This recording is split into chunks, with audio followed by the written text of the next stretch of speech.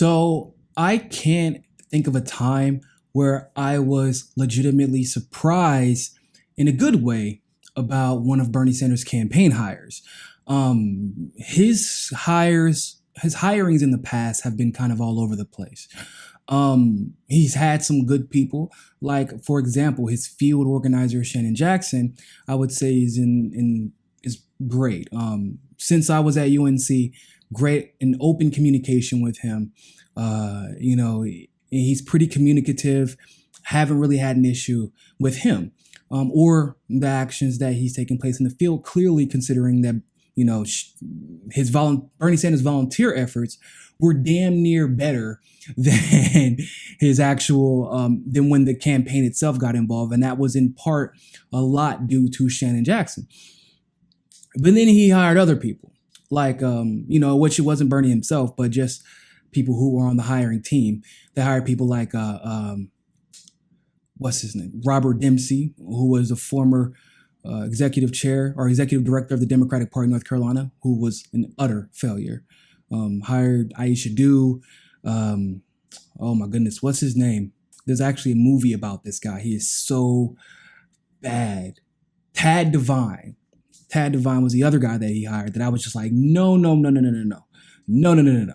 So it's nice to be able to report this, knowing what we've known over the last 2 years, really 3 or 4 years now, knowing that this could be a PR debacle for the campaign, and for them to have looked at these individuals and looked seemingly based off of nothing but their merits. This is a huge deal. So it's just crazy. Like, I don't know, because I'm like, when I read the names, I was taken aback a little bit. I was like, hold up, he hired them? Wow, I can't believe it. And the two hires that I'm speaking of are David Sirota and Brianna Gray Joy. Brianna Gray Joy and David Sirota, a lot of you may know them from Twitter. They are both particularly gifted in in writing and framing articles, correctly framing the Democratic Party, and really framing the overall political climate surrounding not only the Democratic Party, the Republican Party, and even both of them have been known to push for independence as well. Now, why is this a big deal? To put it lightly, these two people, when you're talking about anti-establishment, they are up there with like the top 3 to 5 people that are known for being anti-establishment. Not only are they anti-establishment, they are counter-narrative anti-establishment. In other words, from their writings, you can see that they basically put the onus on themselves. Very similar how I do in my YouTube videos on Roku. The same thing. But they're just writers, so that's the medium that they decide to use in order to counter those establishment narratives. And they are great at it, and they are highly influential. And because of that, given Bernie's campaign in the past that has seemed to steer away from anti-establishment assistance, this is a huge difference and compared to the hires that they've made in the past. When I tell you listen,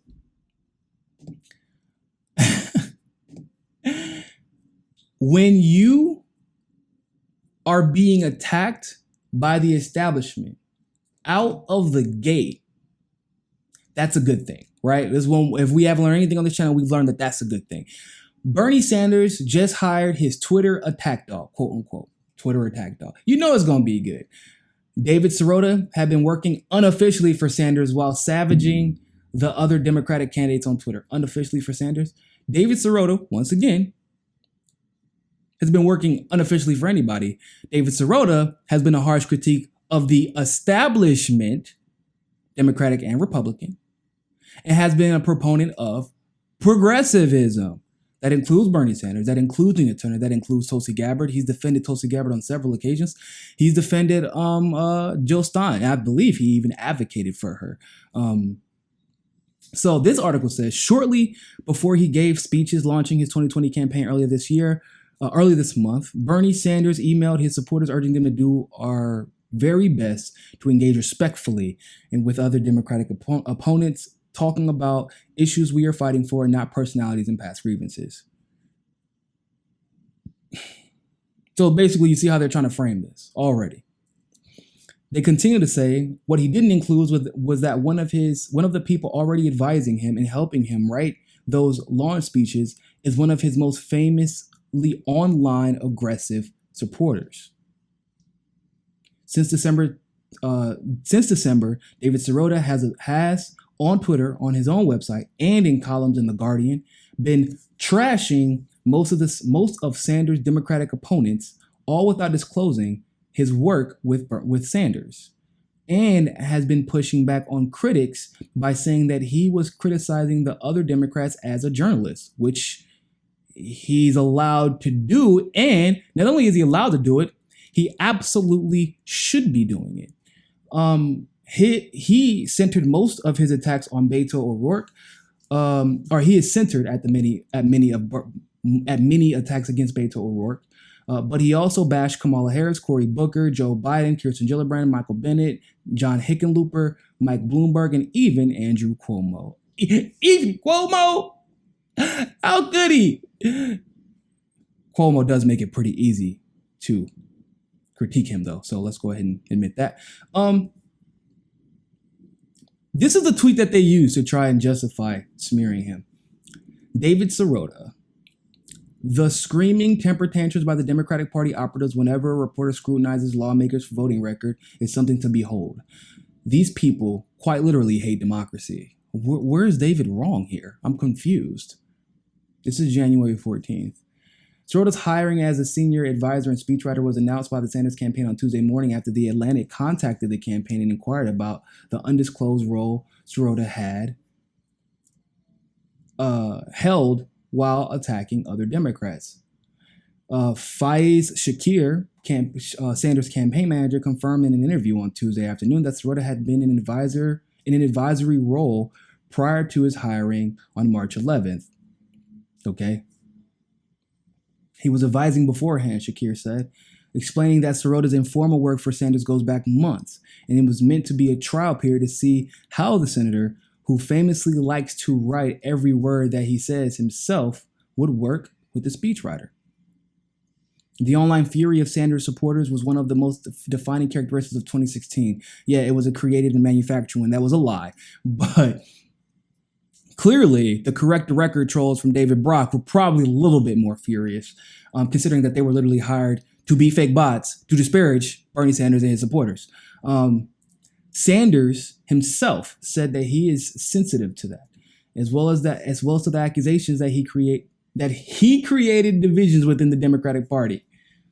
He never said that he created those divisions, by the way.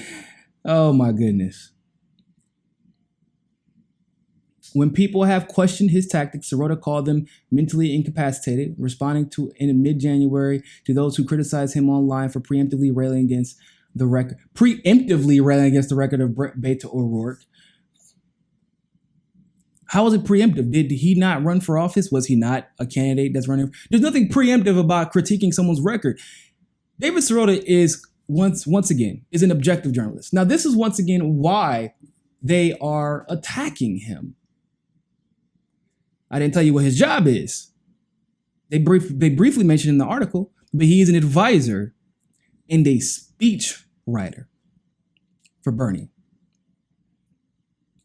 Which is interesting, right? Because David Sirota is not a Democrat per se. David Sirota has even been known to uplift Julian Assange. If I recall, and I could be wrong, he can feel free to correct me, but I don't think I am. David Sirota was on the Julian Assange vigil, or one of the three or four that I did. And he was one of the most notable people on the Julian Assange vigil at one point. So he backs up his words with action. So he's clearly for objectivity more than anything else. And he is now a speechwriter for Bernie Sanders. That's saying something, people. That's saying something.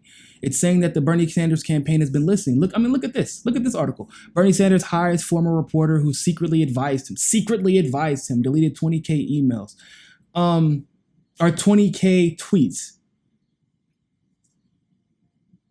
The report in The Atlantic notes that David Sirota, an investigative reporter focused on politics and money, had been working for months. Same thing. Like, you know why he had to delete 20K tweets? Because every single word that a progressive says, they hang over their head. But isn't that interesting?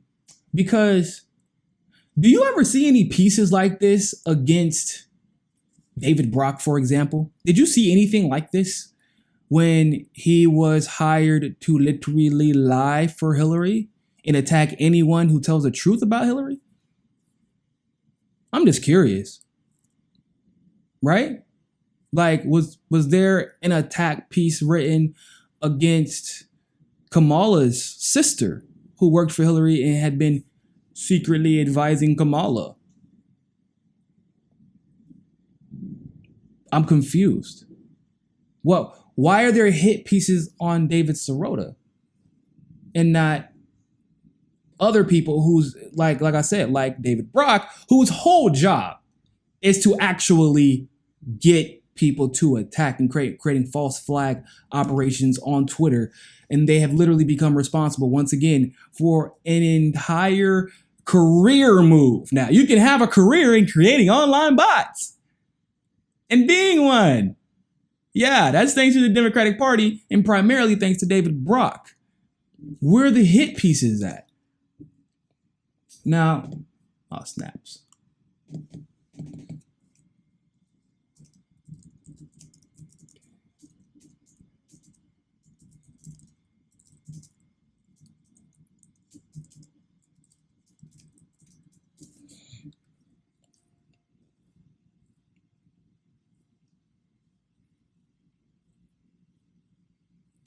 Look, this one, the Palmer report. They said that he has 2 scandalous hires for his 2020 campaign. Once again, I always read the beginning of the articles because I love how they frame it. The framing of these things, like whenever they're insulting of Bernie Sanders or Tulsi Gabbard, it's beautiful. It's almost poetic the way they try to frame it in just this. You have to listen to us because look at how bad Bernie is, and that will tell you how nefarious these hires are. Bernie Sanders promised. He tried to use his 2020 presidential campaign to help heal some of the bitter wounds that his 2016 campaign caused. It was Bernie who caused these wounds, right? Couldn't have been anything else like Hillary Clinton being a total. Look, I'm just going to continue. I don't want to say nothing bad. I don't want them coming after me next. He said he caused the wounds of the Democratic Party after 2016. And he caused problems in the political left. Wow. We'd been hoping he really meant it. We really did. But Bernie just made 2 key hires that are each scandalous to the point we feel compelled to say something about it. Like I said, the framing of these articles are so awesome. Bernie just hired Brianna Joy Gray to be the national press secretary for his 2020 campaign. The trouble? Well, here's the trouble. She voted for Jill Stein in 2016. How dare she? 4 days before the election, she announced on Twitter that she will be voting for Jill Stein. And long after the election, she confirmed in a separate tweet that she did in fact end up voting for Jill Stein. That's far from her only troubling moment. Hold up, what? Hold on. That was the problem. I thought that they were like beefing us up and gassing us up. So when they tell us what the big news is, that we be like, oh my gosh, can you believe that? But apparently, showing loyalty to progressive movement and your morals and ethics is actually the problem. How scandalous of you, Brianna Joy Gray, to have the nerve to stand by your convictions no matter where the party pushes you. Wow, that's really scandalous. But the article continues. That's far from her only troubling moment. On September 26th of 2016, guess what she tweeted, y'all? Donald Trump is right. The Dems pushed the Russia did the hacking angle because it was politically advantageous for them. Can you believe that? Brianna, how dare you say something that is verifiably and unequivocally true? How dare you? The nerve of this woman to tell the truth about all politicians, regardless of what party they belong to. Can you believe that? This is scandalous, Bernie. This is scandalous for you because this is the first time I've seen Bernie hire people outside the political establishment. Like I said, Ro Khanna wasn't a surprise to me. We saw that coming from a mile away. Nina Turner wasn't a surprise to me. We saw that coming a mile away. So what does that mean going forward? That means that this race just got a little more interesting, considering that his national press secretary, who has been known to refuse to pull punches, Exhibit A, who has been known to stand by her convictions, Exhibit A, and even during the Kamala thing, which she gained a lot of followers for, was one of the first, along with myself and a few others, she was one of the first writers, and women of color at that, to push back against everybody who tried to insult people using their identity or trying to use Kamala's identity, who weren't going to just blindly follow the establishment narrative that was being pushed by or for Kamala Harris. These are the best hires he has made. In 2 campaigns, these are the 2 best hires that he's made. Once again, do you have to guess this? You don't have to guess this because there aren't hit pieces, literally hundreds and hundreds of hit pieces dedicated to trashing his other hires. Tad Devine was actually a scandalous hire in 2016, but they tried to paint him as some experienced master of politics whenever Bernie fired Tad Devine, or before they went their separate ways. In other words, Bernie fired Tad Devine. Tad Devine is not allowed to go to other countries because he may be arrested for some of the things that he has pulled. And there were articles actually attacking Bernie for firing Tad Devine, but you don't see that here. You see them attacking his hires. Why? Because these are the type of influencers that can keep Bernie and his narrative on the straight and narrow. For us, anyway. These are the type of influencers that can keep him plugged in to the independent community. These are the type of influencers that win over the independent voter. These are the type of influencers who have been, like I said, they've shown conviction when it comes to standing by their morals, standing by their ethics. They've both supported Jill Stein. I can't speak on for Brianna when it comes to Julian Assange, but like I said, David Sirota, last I checked, even appeared on the Julian Assange vigil. David Sirota has also been outspoken against the Venezuelan coup. I'm assuming that's before he deleted all his tweets. But he has articles. He had an article in 2013 discussing Maduro's miracle economy because he was still able to push through despite the fact the United States was implementing sanction after sanction on Maduro. These are huge. I'm excited now. I'm really excited. Before I was kind of like, his hirings, I saw 1 or 2, outside of Nina Turner, of course. I saw 1 or 2 hirings. I was like, oh, that's a good hiring. These are the only 2 hirings that I'm like, wow, okay, things have gotten interesting. So I would love to hear your thoughts about these hirings. What do you think about Bree and David Sirota? Like I said, I've had interactions with both of them. They're both amazing. But if you've had a separate interaction with them, I would love to hear your opinion about that.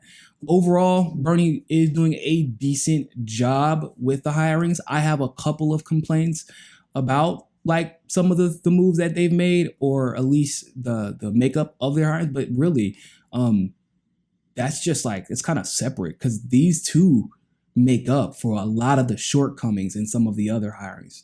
So we'll see, and these two will be quick to call out the nonsense. If we do see any trouble within Bernie Sanders' campaign, you can believe that David Sirota and Brianna Joy Gray will make sure that the public is aware of it and they won't be tolerating it, I imagine. Thank you for watching that segment of Mi Casa es Su Casa. Help us reach our goal of 500 patrons. You can do so by donating as little as $1 by clicking on the Patreon link in the description below. Don't forget, join us on Roku and JustNForm. You can follow us on Twitter and Facebook as well. And remember, more than anything else, find your balance. Peace.